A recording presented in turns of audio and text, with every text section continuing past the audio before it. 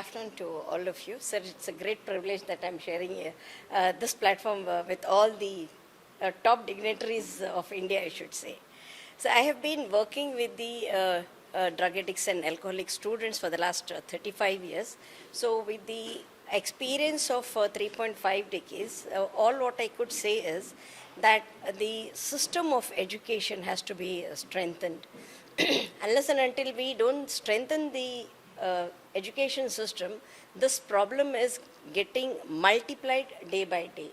Like I would just like to quote one example as information and informative. Today we have lot of information, but how informative are ourselves, we ourselves? We say each time, each era we had one challenge. So this era's challenge for all the students, for the elders, for the youth, for everybody, it is the mobile culture. How far we have to use the mobile, what it is, like one problem is still there and the other problem has already erupted. So what is the present generation, parents, how they are suffering and what are their challenges? It is very easy for us to say that, the parents are not good. Like we being parents, we know how difficult it was. But for us, the situation was easy. But now the situation has become more sensitive and more challenging. So for this entire thing, I think education plays a major role, even for the parents, even for the elderly helpline, and even for I'm talking about the three generation. So if this has not been enriched and encashed, there will be a future, we can see that generational traumas, like how the traumas are getting into generational form. Because time never stops. When I'm 25, I have to get married. When I'm 28, I get children.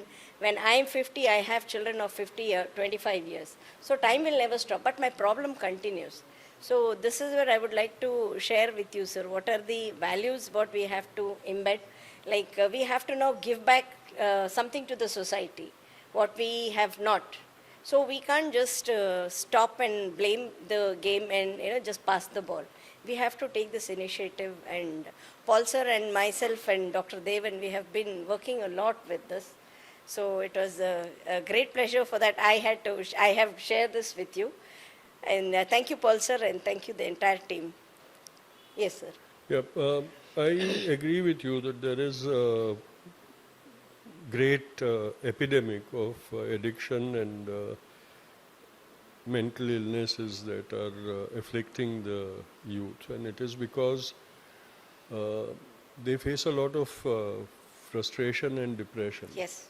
Because the education system is so completely useless that instead of enlightening the youth, it burdens them. And unfortunately, the education system focuses solely on academics and not on knowledge and enlightenment. And so education has become a burden for the youth, and they are not being able to cope with it. You look at the children who are preparing for their professional courses, and you see the amount of intellectual burnout leading to suicide, leading to addiction and all that. Addiction of intelligent devices and social media is also a societal vice that has come in. You see that because joint family systems are breaking down and nuclear families are becoming the norm, where both parents have to work to maintain a certain economic status for their family. Exactly. And so the children are left on their own, and many a times right from the age of 2 years old, just so that their mothers and fathers can do their work or not be bothered about the children, they are given the smart devices to play with. If it starts like that, then by the time they grow to be teenagers, they are more connected with their smart devices than with human beings. And so it's also all goes back to what our society. When I was growing up, of course I grew up in a family where my only my father was working and my mother was a homemaker. So we had her with us. But we also used to have our grandparents staying with us for long periods of time. And so there was a big support group happening. When my mother had to undergo a spinal operation in the UK, they had to go away for almost a year over there. And me and my sister, we initially went and lived with my father's maternal family, and then went and lived with my grandmother in South Africa. So there was this whole extended support Yes. group, which now no longer exists. Yes. So all these things contribute to the isolation that the younger generation feels. Again, coming back to the first point that I raised about trusteeship, I think today there is a need for social trusteeship also, because there is a vacuum in the family system where the extended family has sort of disappeared. Maybe teachers, primary school teachers who spend more time with children than even their own biological parents do, could become the agents who fill up that vacuum. Yes, sir. And in partnership with the parents, create that kind of a support mechanism for the children. So these are the kind of things that we will have to very soon explore.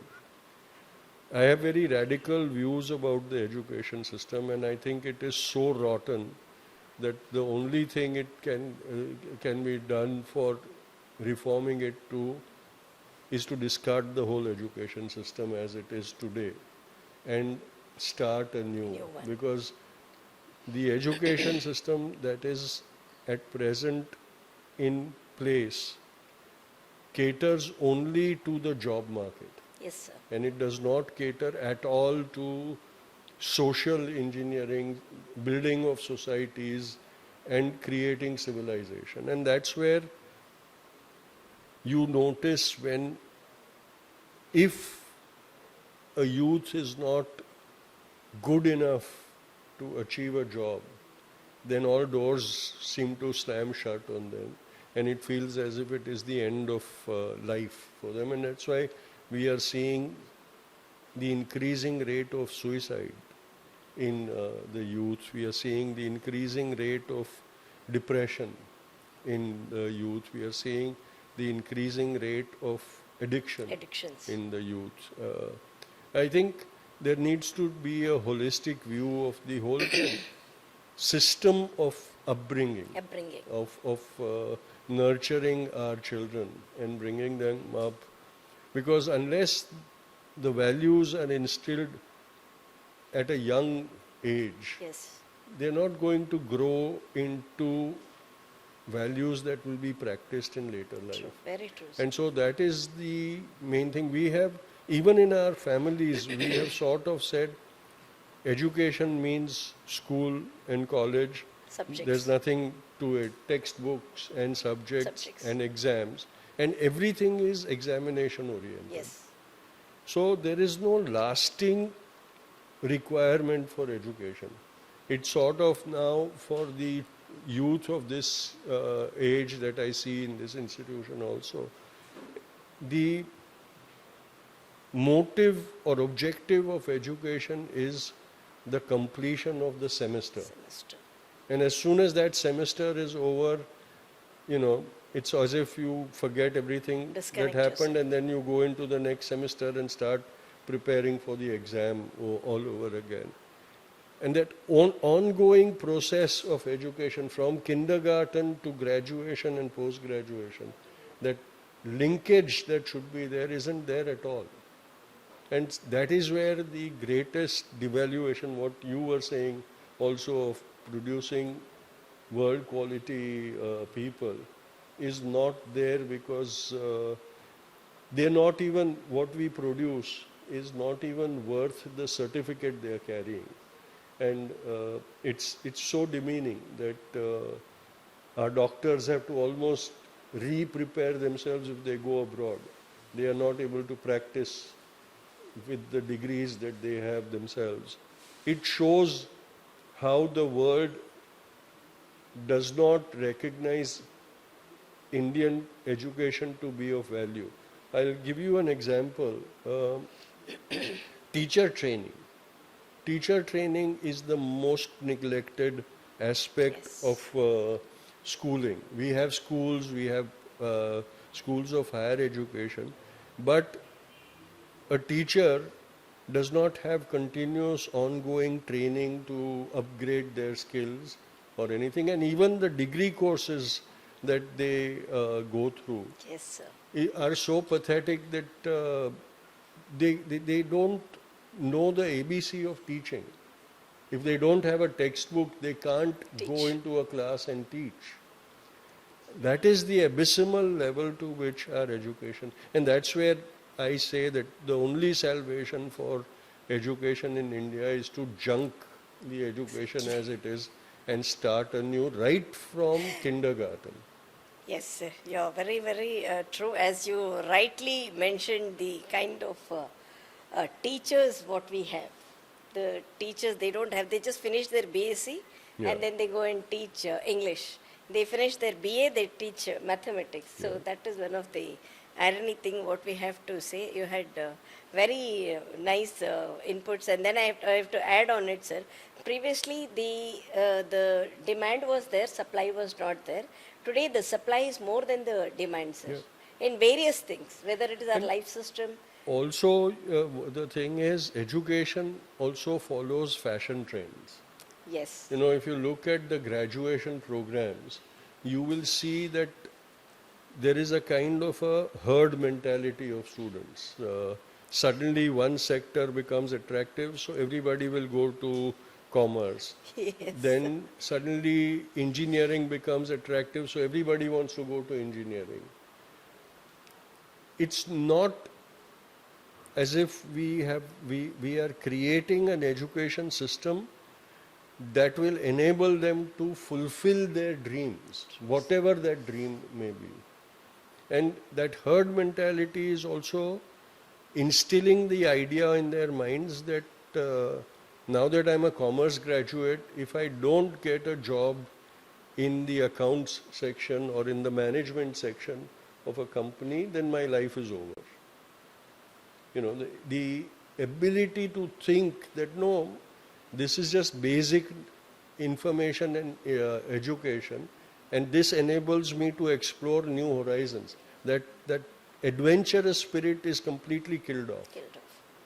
And that is the greatest disadvantage that the youth of this age is suffering from. One life, one opportunity they face. Yes. Sir. Thank you so much, sir.